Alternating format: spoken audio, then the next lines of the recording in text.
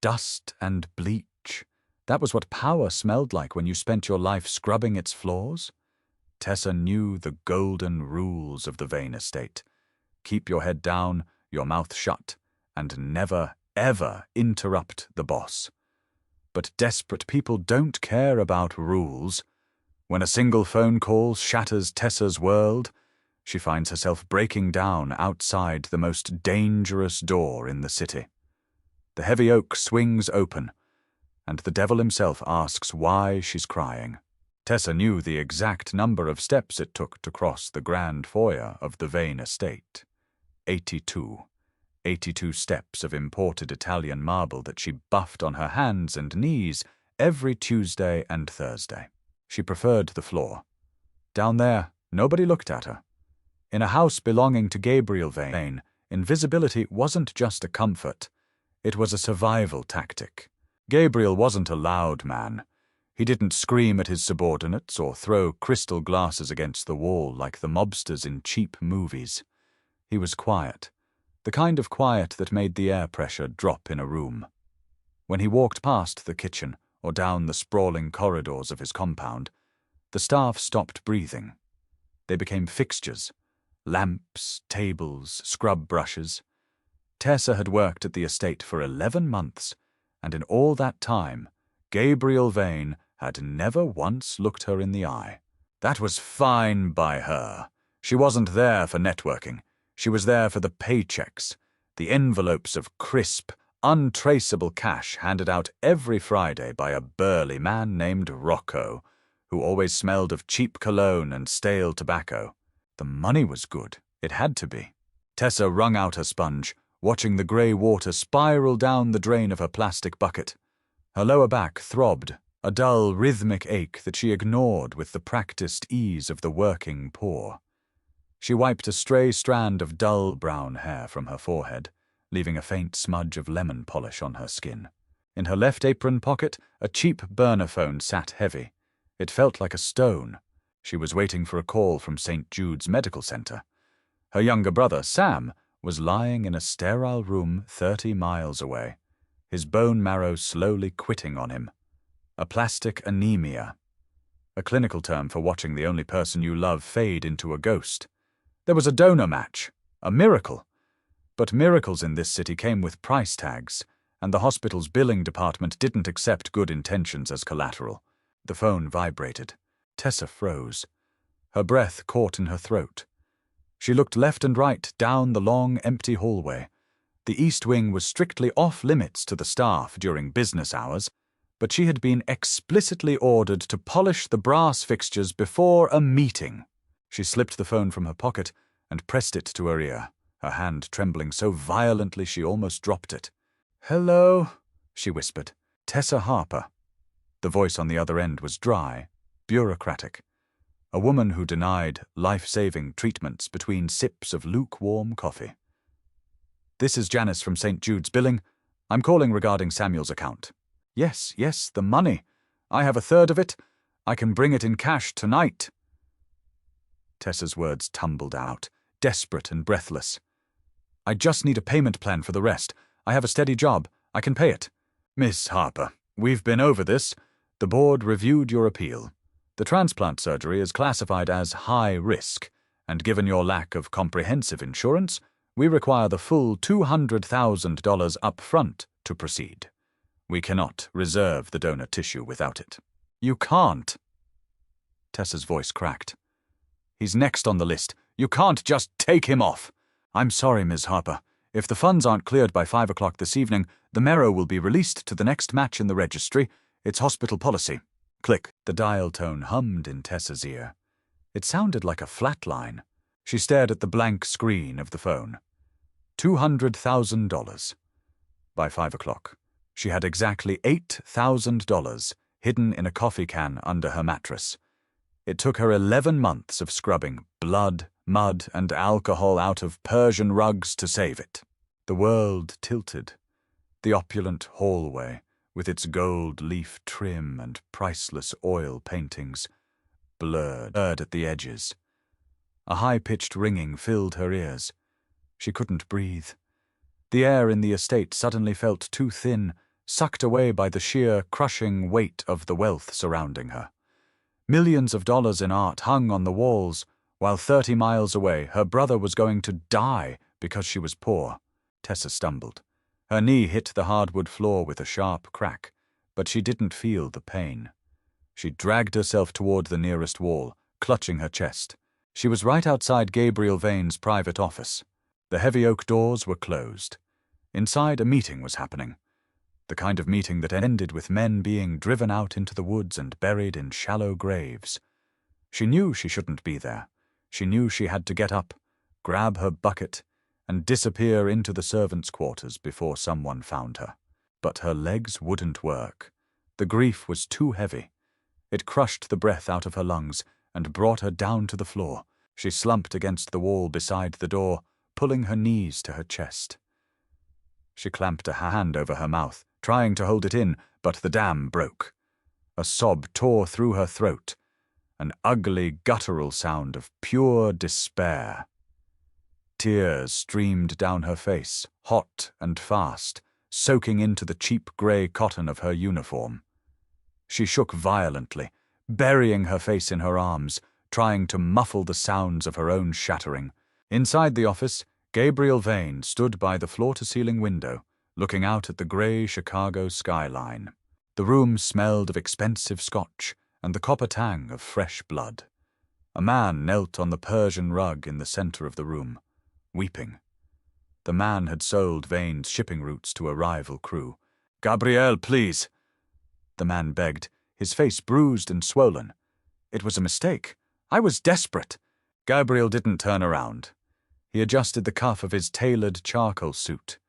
His eyes were the color of dirty ice, cold, flat, and completely devoid of empathy. He had built his empire by excising weakness, both in himself and in those around him. Desperation was an excuse for the weak. "Take him out," Gabriel said softly to the 2 enforcers standing by the door. "Make it clean." As the enforcers hauled the crying man to his feet, Gabriel raised a hand. "Wait!" He tilted his head. The office was soundproofed, built to keep the screams in. But Gabriel's hearing was sharp. He caught a sound that didn't belong in his sanctuary. A faint, muffled whimpering coming from the other side of the heavy oak door. Gabriel frowned. He despised interruptions. He walked past the bleeding traitor, his footsteps silent on the thick rug, and grabbed the brass handle of the door. He yanked it open. Tessa fell backward as the door swung inward. She sprawled onto the threshold, her cleaning bucket tipping over. Soapy water spilled across the hardwood, creeping toward the edge of Gabriel's $2,000 leather Oxfords. The hallway went dead silent. Tessa froze, looking up through swollen, bloodshot eyes. Standing above her was Gabriel Vane. He looked taller up close, broader. The cold air of his office washed over her, mixing with the scent of scotch and violence. Behind him, she caught a glimpse of a man bleeding on the floor and 2 men holding him. Tessa stopped breathing. She was a dead woman. She had seen too much, heard too much, and worse, she had bled soapy water onto his shoes. Gabriel stared down at the small, trembling woman in the grey maid's uniform. She was hyperventilating, her face blotchy and wet with tears, her hands gripping the mop handle like it was a weapon. She looked pathetic. "What?" Gabriel said, his voice a low, dangerous rumble. "Are you doing outside my door?" Tessa opened her mouth, but no sound came out. The panic seized her vocal cords. Gabriel looked at the spilled water, then back at her face. He didn't see the usual terror of someone who had stumbled upon a Mafia hit. He saw something deeper. He saw the hollowed-out look of someone who had already lost everything. He gestured sharply to his men inside the office. "Get him out of here. Use the freight elevator." The men dragged the traitor away, disappearing down a side corridor. Gabriel stepped out into the hallway and closed the office door behind him, isolating himself with the crying maid. "I asked you a question," he said, stepping closer. "Are you spying for Roth? Because if you are, tears won't save you." "No!" Tessa gasped, her voice cracking. No, I swear, I was cleaning. I'm sorry, I'm so sorry. I'll clean the water, I'll go. She scrambled onto her knees, grabbing her damp rag and frantically wiping at the floor near his shoes, her hands shaking so badly she kept dropping the cloth. Gabriel watched her. Then why are you crying like someone put a gun to your head? Tessa stopped wiping. She looked up at him from the floor. The absurdity of the situation snapped something inside her. Here she was, terrified of a mob boss killing her when her brother was already dying. What did she have left to lose? What could Gabriel Vane possibly do to her that the universe hadn't already done? A bitter, broken laugh escaped her lips. They didn't put a gun to my head, Tessa said, wiping her nose with the back of her soapy hand. And they just put a price tag on it. Gabriel raised an eyebrow. Explain. My brother! Tessa blurted out, the words spilling over each other like water from a broken dam. He needs a bone marrow transplant. They found a match, but the hospital, they just called. If I don't have $200,000 by 5 o'clock today, they give the marrow to someone else. They take him off the list. He dies.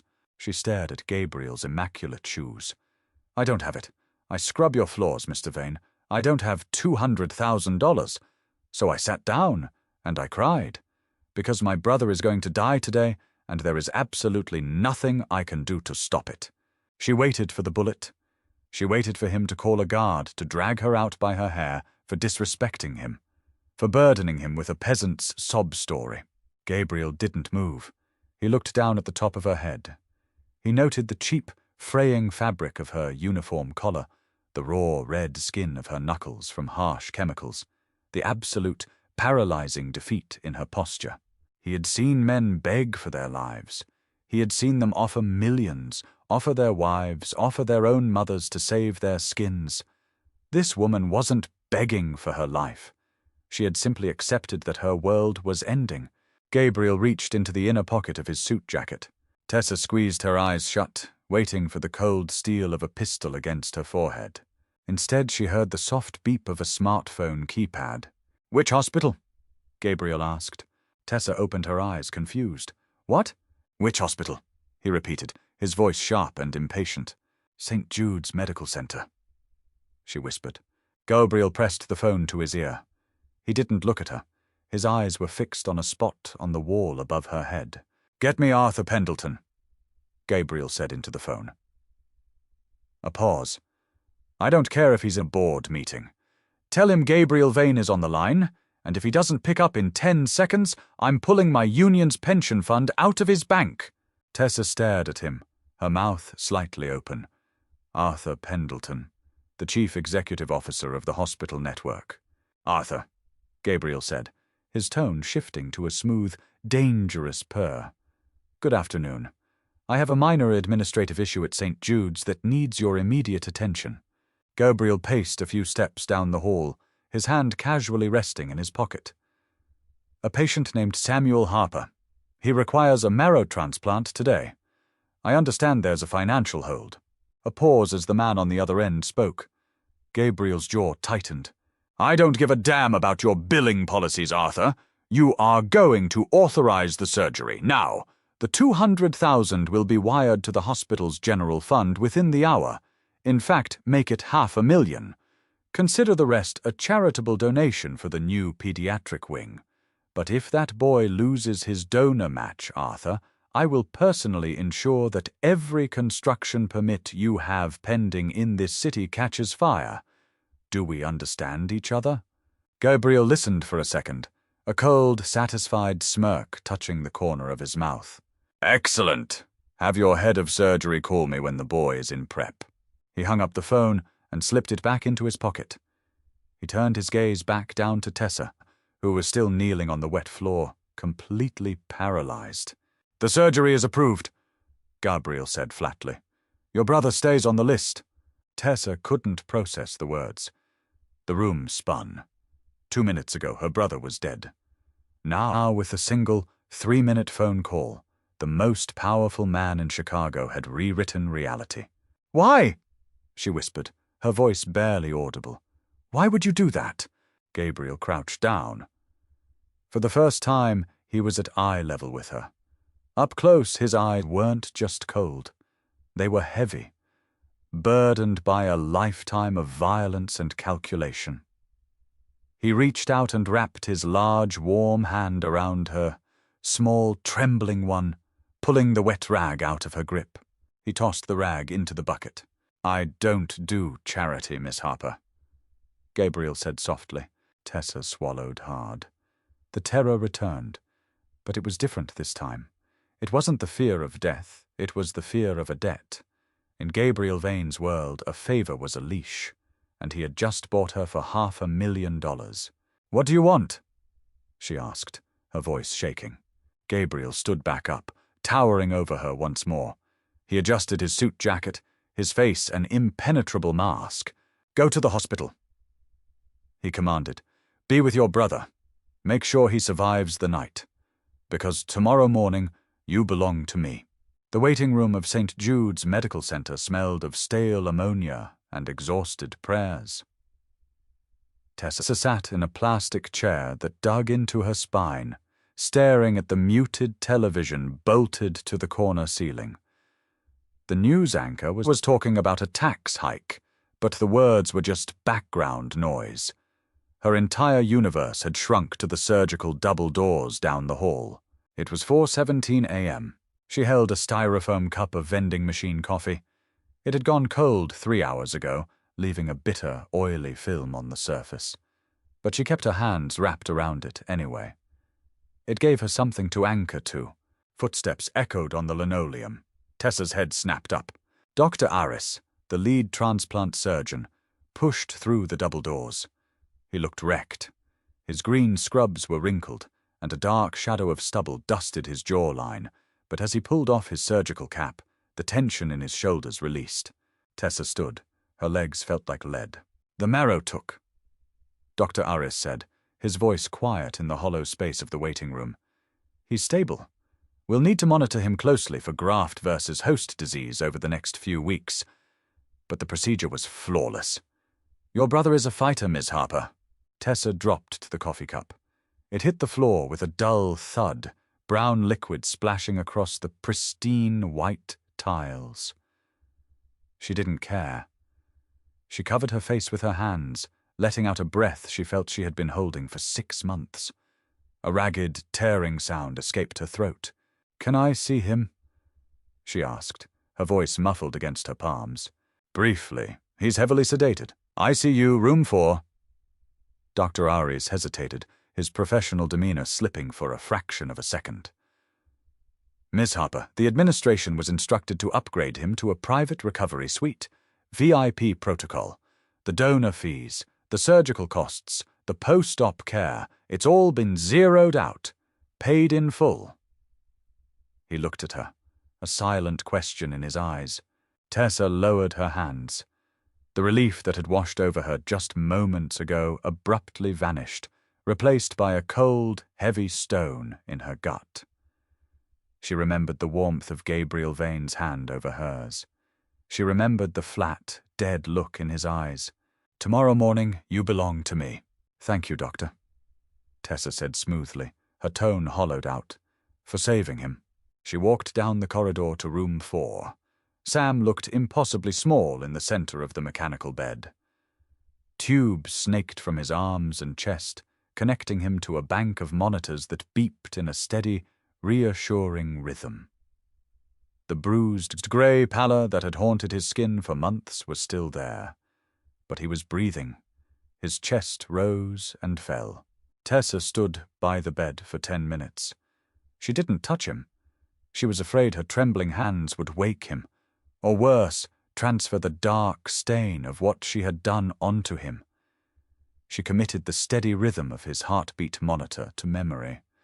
It was the sound of a life bought and paid for. When the sun began to bleed through the horizontal blinds, painting the sterile room in a pale, weak light, Tessa turned away. She walked out of the hospital through the main entrance. The morning air was crisp and violently cold, cutting through her thin grey maid's uniform. A black Lincoln Continental idled by the curb. Leaning against the hood was Rocco. The burly paymaster wasn't holding his usual envelopes of cash. He was smoking a cigarette, his heavy winter coat zipped to the chin. When he saw Tessa, he dropped the cigarette on the concrete and crushed it under the heel of his boot. He didn't say a word. He didn't tell her to get in. He just reached out and opened the rear passenger door. Tessa stood on the sidewalk. Panic, raw and primal, flared in her chest. She could run. The street was busy. Hospital staff were changing shifts. Taxis were pulling up. She could sprint down the block and disappear into the transit system. But Gabriel Vane wasn't a man you ran from. He was the man who owned the shadows you tried to hide in. And he knew exactly where her brother was sleeping. Tessa adjusted the collar of her cheap uniform, squared her shoulders, and climbed into the back of the Lincoln. The door slammed shut with a heavy, vault-like thud. The drive to the Vane compound was a masterclass in silence. The tinted windows turned the morning commute of Chicago into a muted, grey blur. Tessa stared at her raw knuckles. Yesterday, those hands were scrubbing floors. Today, they belonged to a ghost. When the car finally rolled through the massive wrought-iron gates of the estate, it didn't take the gravel path toward the servants' entrance around back. It pulled straight up the circular driveway and stopped dead center in front of the grand portico. Rocco opened her door. Tessa stepped out onto the cobblestones. The massive oak front doors opened. Standing in the foyer was Mrs. Gable, the head housekeeper. A severe, sharp-featured woman who had spent the last 11 months treating Tessa like a slow-witted pack mule. Now Mrs. Gable stood rigidly by the door, her eyes fixed firmly on the floor. "Mr. Vane is waiting for you in the West Wing study," Rocco grunted. Tessa walked past Mrs. Gable. She stepped onto the imported Italian marble she had buffed just yesterday. It felt different under her worn sneakers. It felt like walking on the edge of a blade. The West Wing study was a room built for intimidation. Dark mahogany panels lined the walls, filled with thousands of leather-bound books that smelled of aging paper and cigar smoke. A massive fireplace crackled on the far wall, casting dancing shadows across the heavy Persian rugs. Gabriel Vane sat behind a sprawling desk, carved from a single slab of black walnut. He wasn't wearing a suit jacket this morning. Just a crisp white dress shirt, the sleeves rolled up to the elbows, revealing forearms corded with muscle and faded ink. He was reading a ledger. He didn't look up when the door clicked shut behind her. "Sit." Tessa walked to one of the wing-back leather chairs positioned opposite his desk. She lowered herself onto the edge of the cushion, keeping her back straight, her hands folded tightly in her lap. Gabriel flipped a page in his ledger. He made a note with a silver fountain pen. The scratching sound of the nib was the only noise in the room, stretching the silence until it felt like a physical weight pressing against Tessa's chest. Finally, he closed the ledger. He capped the pen. He looked at her. In the harsh light of the morning, without the adrenaline of the hallway confrontation, Tessa could see the exhaustion etched into his features. He was a handsome man, but it was a violent kind of beauty. Sharp angles, ruthless eyes, a jawline that looked like it had been cut from stone. "Your brother?" Gabriel asked.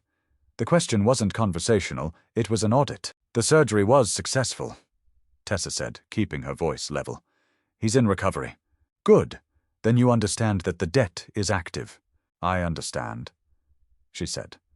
"What do you want me to do? If you need a mule, I won't run drugs. If you want me to spy on the staff, they don't know anything anyway. If this is about... If you expect me to..." She stumbled, the words tasting like ash in her mouth. Gabriel's eyes narrowed. A flicker of genuine amusement broke through his icy exterior, though his mouth didn't smile. "You think I bought you for my bed, Miss Harper?" he asked softly. "Or to carry bricks of heroin across county lines?" Tessa's face burned. "I don't know what you bought me for. I'm a maid." "Exactly," Gabriel said, leaning back in his chair. "You are a maid. You are a ghost. You have no criminal record. You have no surviving family besides a sick brother. You have no ex-husbands, no angry boyfriends, no social footprint, and absolutely no ambition. You exist entirely off the grid of consequence."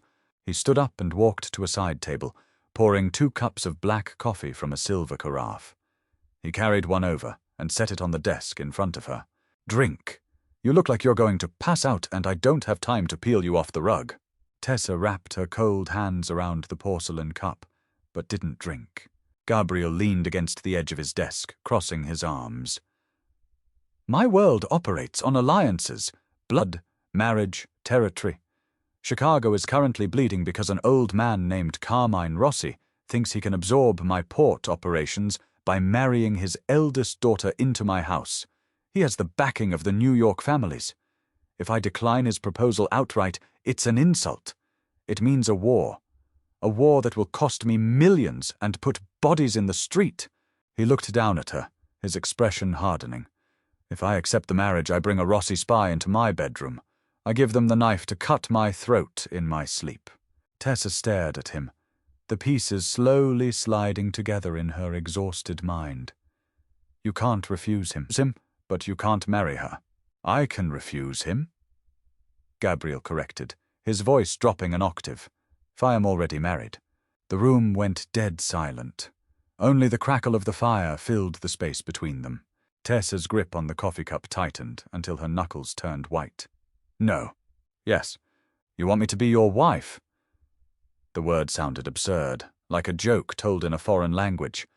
"I scrub your toilets. Look at me.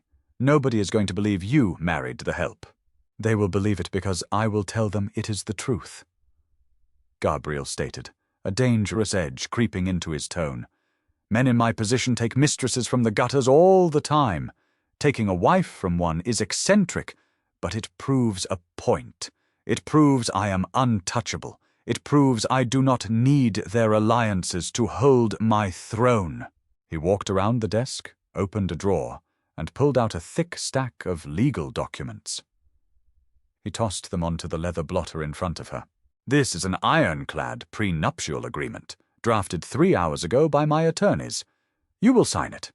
We will go to the courthouse at noon. You will take my name." Tessa looked down at the papers. They looked like a death warrant. "And if I don't?" Gabriel leaned over the desk, invading her space. He didn't yell. He didn't have to.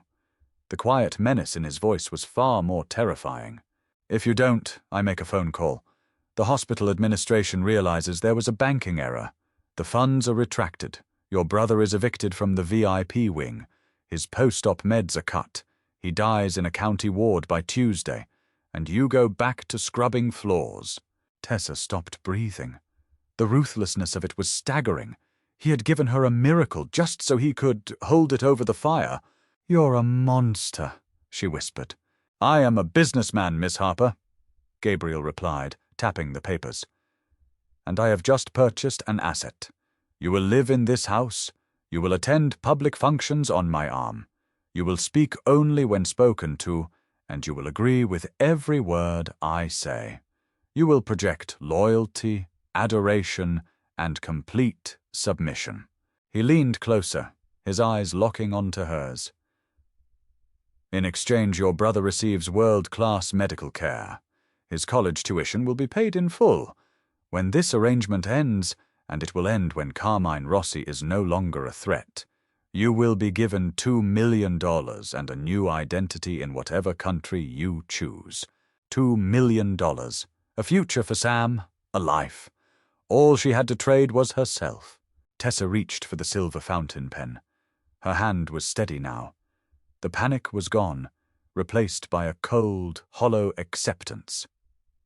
She flipped to the last page of the document and signed her name. Gabriel watched the ink dry. "Good. Go upstairs. The master suite. There is a team waiting for you." "A team?" "You represent me now, Tessa," Gabriel said, turning his back to her and walking toward the window. "You don't get to look like a victim anymore." The transformation of Tessa Harper was not a fairy tale. There was no magic wand, no cheerful music, no kindly godmother. It was a tactical operation executed by a small army of silent, grim-faced professionals. Gabriel's master suite was the size of her entire apartment block. It was a cavernous space of dark wood, charcoal fabrics, and floor-to-ceiling windows overlooking Lake Michigan. For 6 hours, Tessa was stripped, scrubbed, waxed, and polished. A woman with cold hands and a French accent cut away the dead, split ends of her dull, brown hair, dyeing it a rich, heavy raven black that made her pale skin look like porcelain. Another woman buffed away the calluses on her hands and painted her nails a sharp, blood-red gloss.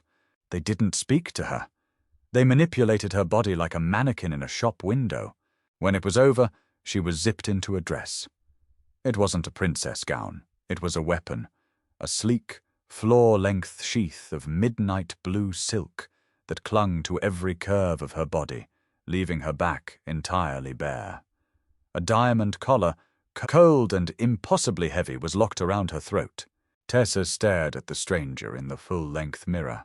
The tired, invisible maid with the red knuckles and the hunched shoulders was dead. The woman looking back at her was striking, dangerous. She looked like something expensive, meant to be placed on a pedestal and guarded with violence. The bedroom door clicked open. Gabriel stepped inside.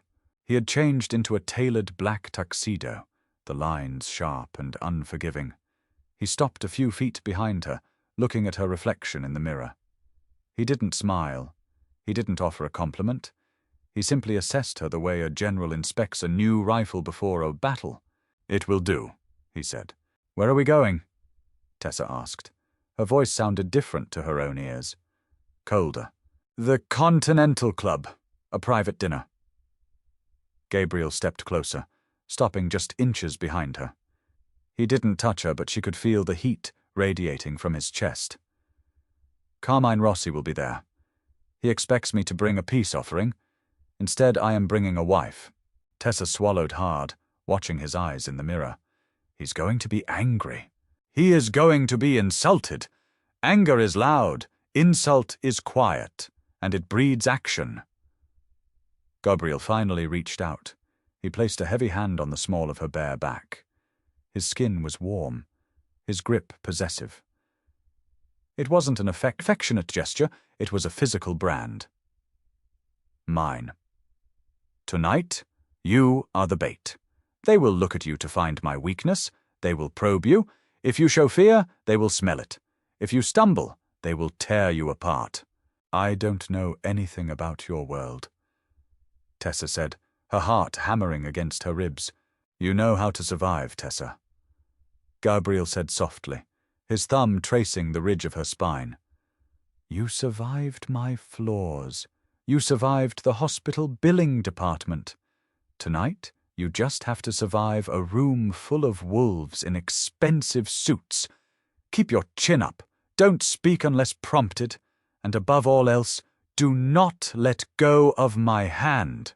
The Continental Club was a subterranean fortress, masked as a high society dining room. It smelled of aged beef, expensive cigars, and old money. The moment Gabriel and Tessa walked through the brass-trimmed doors, the ambient noise in the room died. Dozens of eyes turned towards them. Tessa felt the physical weight of their stares. She recognized some of the faces from the news, politicians and businessmen, but most were the shadow men, the ones who ruled Chicago from the dark. Gabriel's grip on her hand was crushing, a silent anchor in the storm. He didn't break stride, leading her toward a private booth in the back of the room. Sitting in the booth was an older man with silver hair slicked back, wearing a burgundy velvet blazer. Carmine Rossi. He was flanked by 4 men who looked like they were carved out of granite. Carmine's smile didn't reach his eyes. He looked at Gabriel, then slowly dragged his gaze up and down Tessa's body.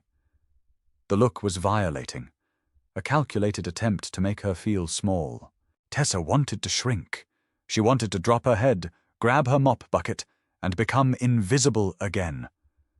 But she felt the cold bite of the diamond collar against her throat. She thought of Sam, breathing easily in a warm hospital bed. She lifted her chin. She looked Carmine Rossi dead in the eye and she didn't blink. "Gabriel," Carmine said, his voice a gravelly rasp. "You're late, and I see you brought a stray." Gabriel didn't sit. He stood tall, pulling Tessa slightly in front of him, claiming her in front of the entire room. "Not a stray, Carmine," Gabriel said, his voice echoing in the quiet club. "Allow me to introduce my wife, Mrs. Tessa Vane." The silence in the room became absolute.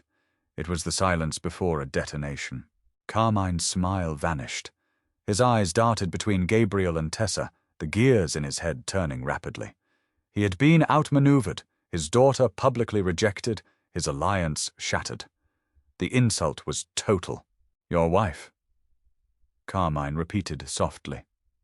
He leaned forward, resting his forearms on the table.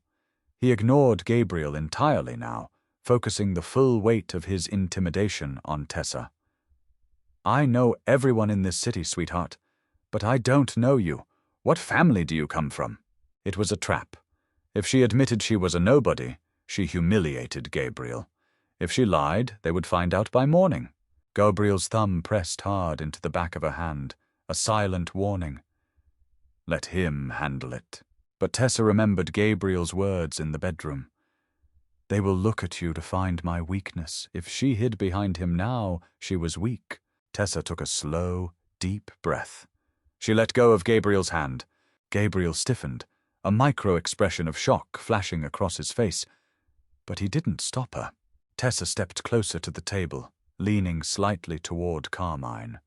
She channeled every ounce of cold, dead resilience she had built, scrubbing blood out of carpets. "I don't come from a family, Mr. Rossi," Tessa said, her voice smooth, steady, and loud enough for the surrounding tables to hear. "I come from a place where people actually work for what they have, which is why Gabriel chose me.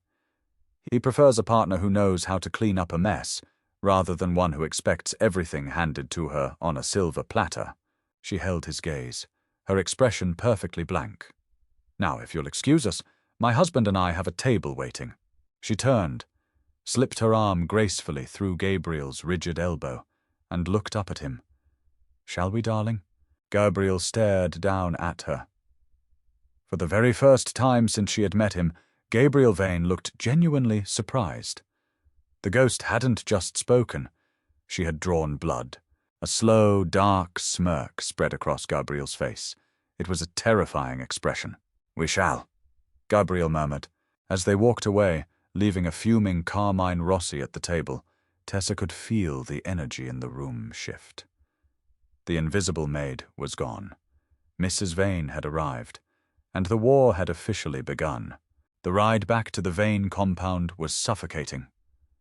The partition between the front and rear seats of the Lincoln was raised, sealing Tessa and Gabriel in a soundproof vault of black leather and strained air. Tessa stared out the window. The streetlights of Chicago blurred into a continuous, jaundiced yellow streak. The adrenaline that had spiked in her veins at the Continental Club was evaporating, leaving behind a cold, hollow nausea. She had insulted Carmine Rossi in front of his peers. She had painted a target on her own back, and worse, she had enjoyed it. For 30 seconds, she hadn't been the maid. She had been the executioner. Beside her, Gabriel remained perfectly still. He hadn't said a word since they left the club. He just watched her. The silence stretched until it felt brittle. Tessa couldn't take it anymore. She reached up to her throat, her fingers fumbling with the intricate clasp of the diamond collar. It was too tight. It felt like a chain. "Leave it!" Gabriel's voice was a low rasp in the dark. "It's scratching my neck," Tessa said, her hand still gripping the cold stones. "I said, leave it." Tessa dropped her hands into her lap. She turned her head to look at him. The ambient light from the passing street lamps slashed across his face, illuminating the hard, uncompromising lines of his jaw. "You went off script," Gabriel said softly. "You told me to survive. I told you to project loyalty. I did not tell you to humiliate the head of the Rossi Syndicate to his face. If I had backed down, he would have smelled blood." Tessa snapped, her exhaustion overriding her fear. He was testing you through me. If you married a woman who cowers the second an old man in a velvet jacket raises his voice, it makes you look weak. I didn't let him make you look weak." Gabriel leaned forward slightly. The space between them evaporated. He smelled of scotch, gunpowder, and the distinct cold scent of power. "You are a maid, Tessa," he said, his tone dangerously flat. "Do not confuse the dress I bought you with the authority you think you possess. Carmine Rossi has put men through wood chippers for less than what you said to him tonight." "Then let him try," Tessa shot back, her voice shaking but her chin high. "My brother is safe. That was the deal. You bought my life. So if Rossi wants to take it, that's your problem, Gabriel, not mine." Gabriel stared at her. The air in the car thickened. He was searching her face, looking for the bluff, looking for the moment she would break eye contact and fold inward. She didn't. She stared right back, her brown eyes hard and unyielding. A heavy, suffocating minute passed. Then slowly, Gabriel leaned back into the shadows of his seat. "When we get to the estate," Gabriel said quietly, "you will take the master bedroom. I will sleep in the adjoining suite. The staff has already moved your things." He didn't speak again for the rest of the drive. The next 3 days were a masterclass in psychological warfare. The Vane compound, once a place of grueling physical labor for Tessa, transformed into a sprawling, gilded cage. She was no longer permitted to clean. She wasn't permitted to cook. She was heavily instructed to exist. The staff treated her like an unexploded bomb. When she walked into the kitchen on the second morning to get a glass of water, 3 maids froze. One of them dropped a ceramic plate. It shattered against the tile. Tessa instinctively knelt to pick up the jagged pieces. "Stop!" Mrs. Gable, the head housekeeper, rushed forward, her face pale with terror. She grabbed the broom from a terrified girl in the corner. "Please, Mrs. Vane, do not touch that. Maria will handle it. We will handle it. Just, please step away from the glass." Tessa slowly stood up. She looked at Mrs. Gable. The older woman's hands were shaking. She wasn't looking at Tessa with respect. She was looking at her with absolute dread. To the staff, Tessa wasn't a Cinderella story. She was a warning. A reminder of Gabriel Vane's absolute control over every life under his roof. Tessa left the kitchen without her water. On the 4th day, Gabriel allowed her to visit the hospital. She wasn't allowed to go alone. Rocco drove her, and 2 men in plain clothes trailed 20 feet behind her at all times. They looked like tourists, but Tessa knew the heavy bulges under their jackets weren't cameras. St. Jude's VIP wing felt like a high-end hotel. The floors were carpeted, the lighting was warm, and the nurses smiled with genuine, unhurried warmth. Tessa pushed open the door to room 402.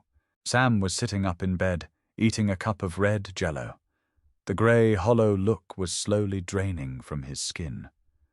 The dark circles under his eyes were lighter. He looked like a teenager again, not a dying boy. Tessa stopped in the doorway. A physical ache bloomed in her chest. The relief was so intense it hurt. "Hey, Tess," Sam said, offering a weak, lopsided grin. "They let you out of the dungeons." Tessa forced a smile.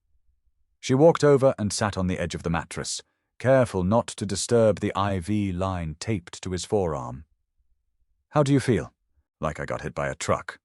But a really expensive, comfortable truck."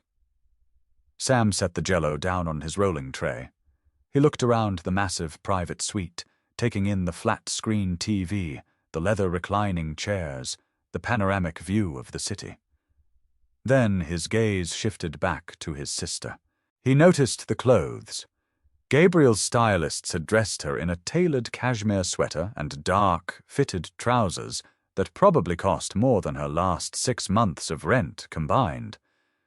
He noticed the heavy, flawless diamond engagement ring on her left hand. Sam's smile faded. "Tessa, what did you do?" Tessa swallowed the lump in her throat. She had rehearsed this lie 50 times in the mirror. "I met someone, Sammy. His name is Gabriel. He's wealthy. And when he found out about you, he wanted to help. Sam stared at her. He was young, but growing up in the rusted, broken parts of Chicago gave a kid a built-in lie detector. You met a billionaire while scrubbing his floors, and 3 days later you're engaged and he's paying $500,000 in medical bills? It's not like that.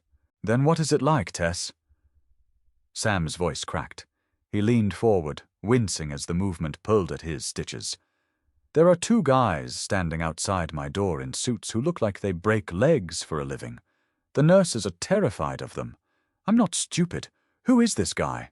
He's my husband, Tessa said firmly. She reached out and grabbed Sam's hand, squeezing it tight.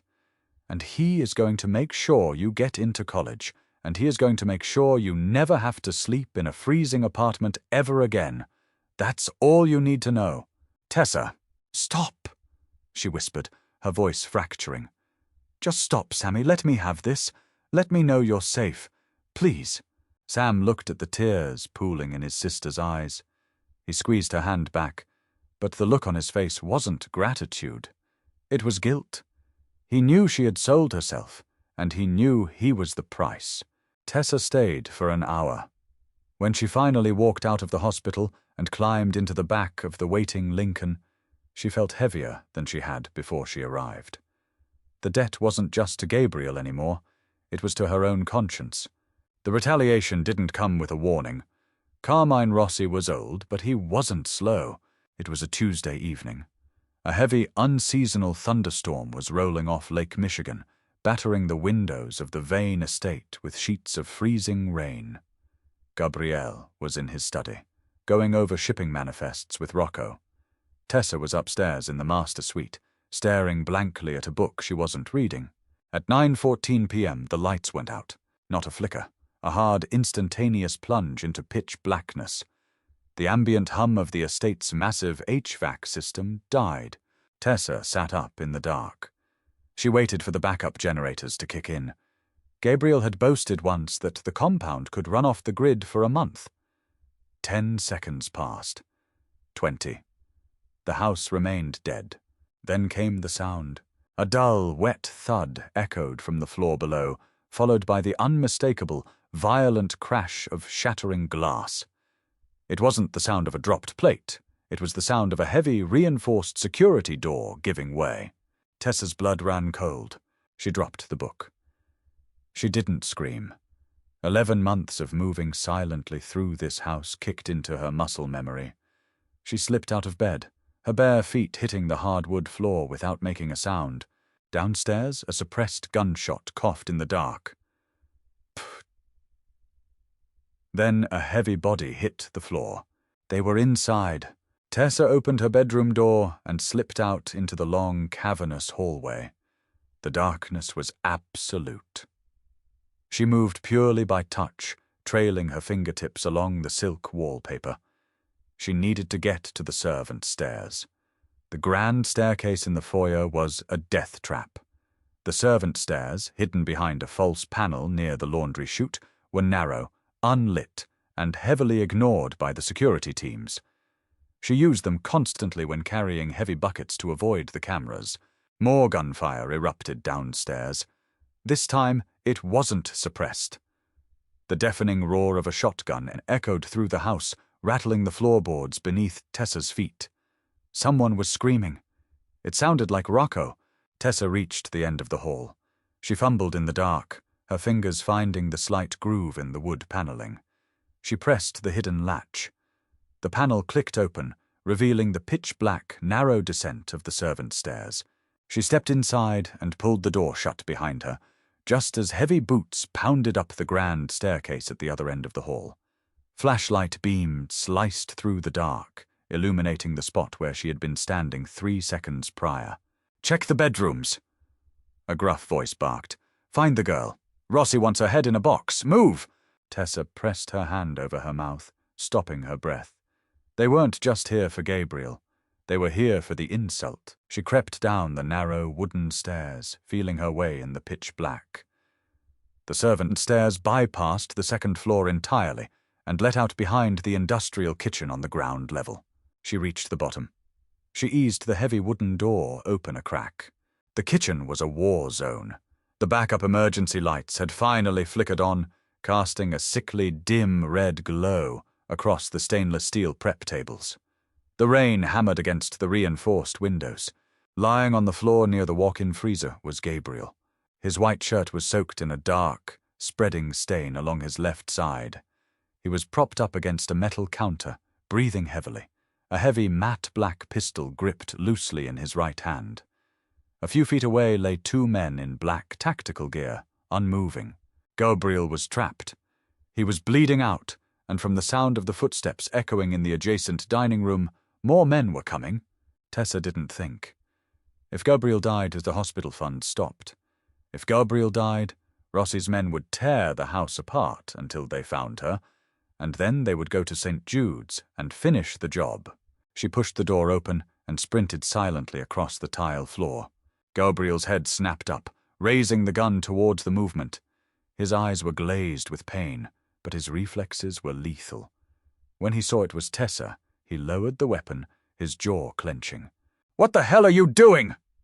he hissed, his voice strained. "Get out of here!" "Shut up!" Tessa whispered, dropping to her knees beside him. She grabbed his arm, looping it over her shoulder. "Get up." "Tessa, I have a bullet in my ribs. I can't walk."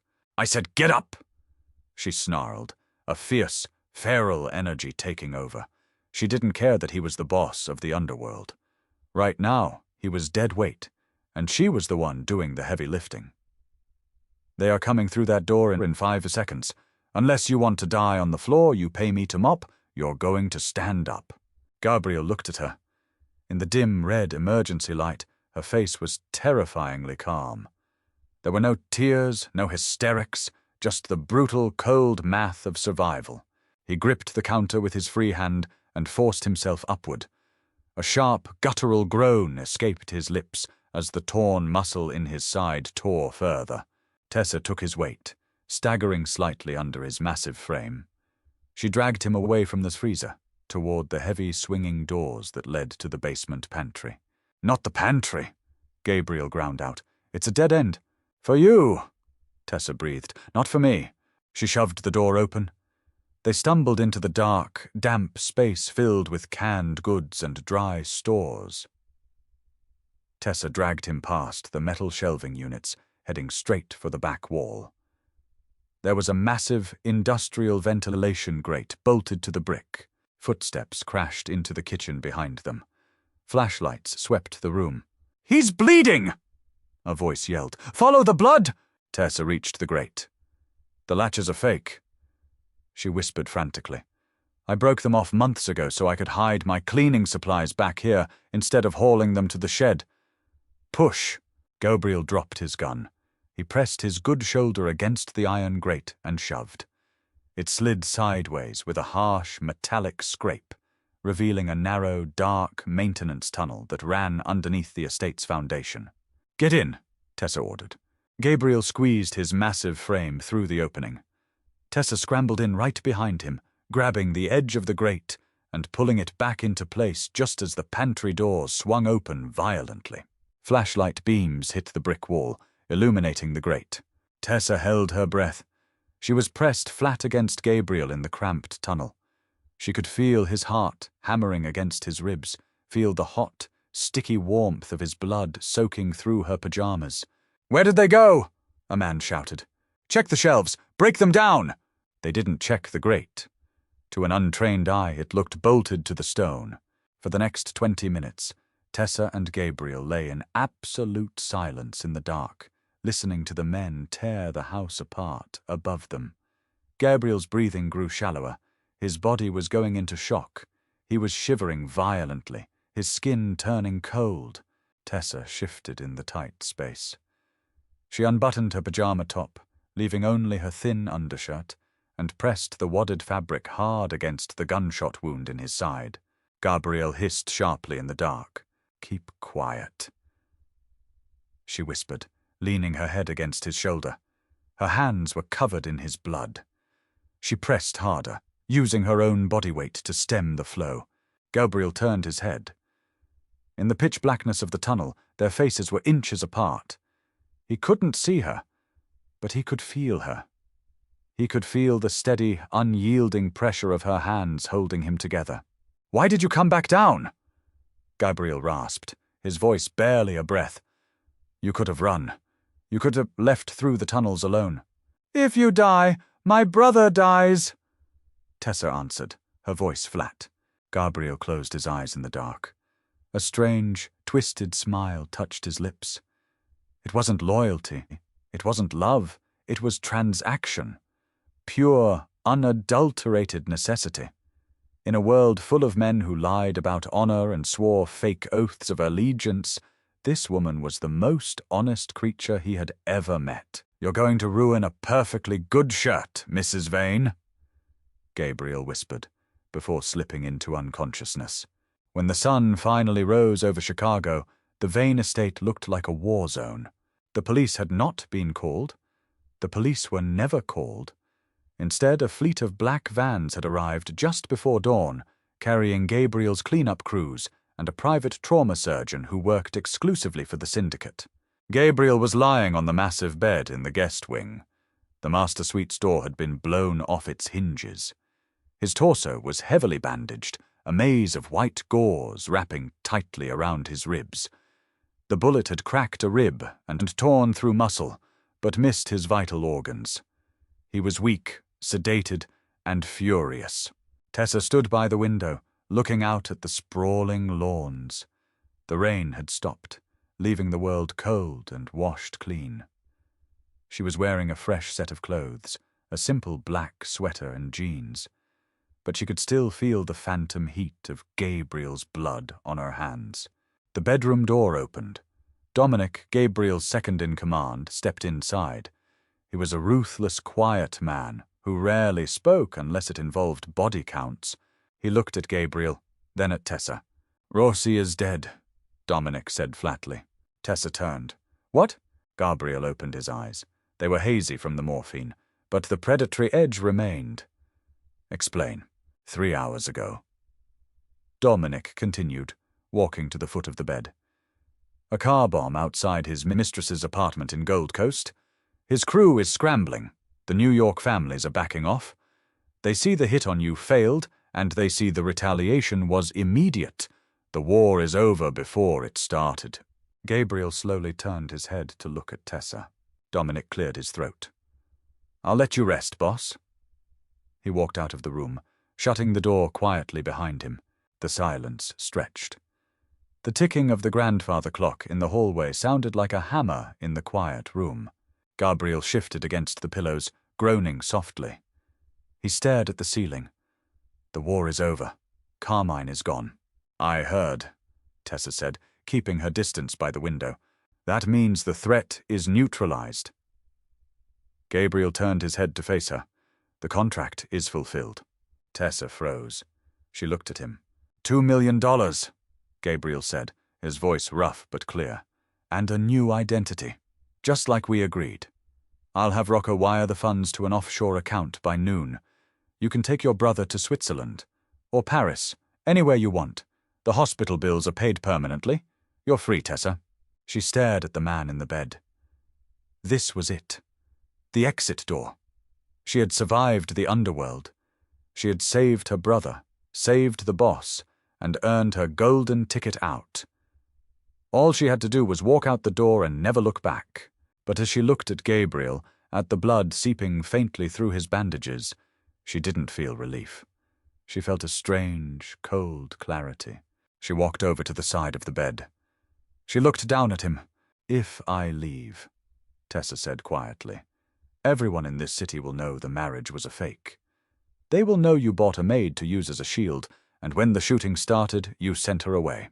Gabriel narrowed his eyes. "Rossi is dead. It doesn't matter what they think." "It always matters what they think," Tessa countered, her voice hardening. "Nature abhors a vacuum. Rossi is gone, which means someone else is going to step up. Someone younger, someone hungrier. And when they look at you, they are going to see a man who survived an ambush by hiding in a servant's tunnel." Gabriel's jaw tightened. "Careful, Tessa. No, you listen to me."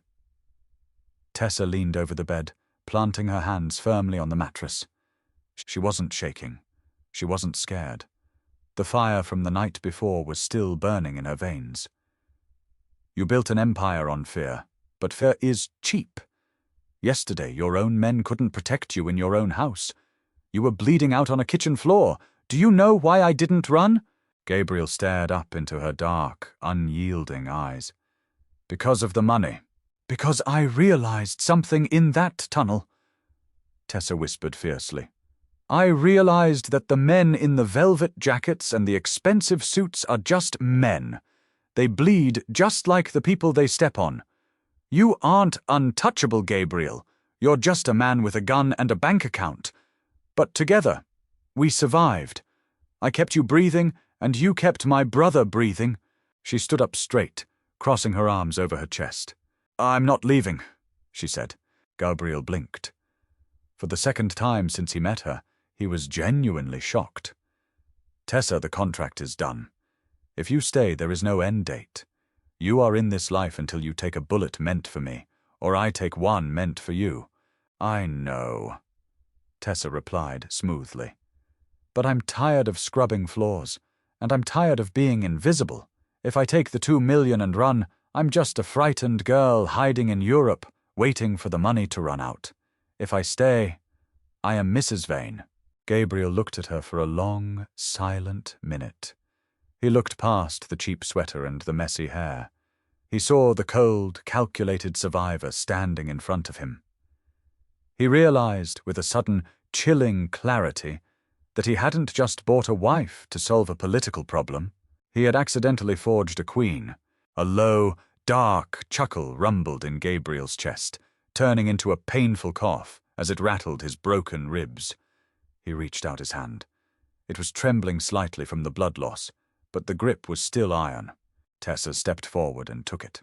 All right, Mrs. Vane, Gabriel said softly, his eyes locking onto hers. You want the throne? You can have it, but God help anyone who tries to take it from you. Tessa squeezed his hand, a cold, sharp smile finally touching her lips. They can try. Tessa went from scrubbing the blood off the floors to running the empire that spilled it. She didn't just survive Gabriel Vane's dark world. She conquered it, proving that the most dangerous person in the room isn't the one with the gun, but the one with nothing left to lose. What did you think of Tessa's ultimate choice? Would you have taken the money and run, or stayed to claim the crown? Drop your thoughts in the comments below. If you loved this story, hit that like button, share it with your friends, and make sure to subscribe for more dark, gritty romance dramas. See you in the next video.